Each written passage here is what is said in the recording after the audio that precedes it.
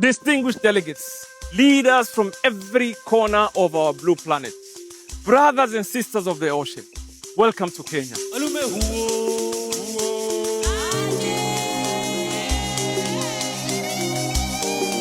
Today, we stand on the shores of Mombasa, on this vibrant Swahili coast, where the Indian Ocean has whispered stories of trade, resilience, and shared humanity for centuries. For the very first time, the 11th edition of our Ocean Conference has come home to Africa.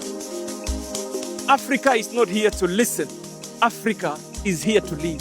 From the 16th to the 18th of June, we will confront the urgent realities before us with courage and clarity under the powerful theme, Our Ocean, Our Heritage, Our Future. This conference is about turning words into commitments, commitments into action, and action into a legacy we can be proud of. Karibuni Kenya, tukutane Mombasa.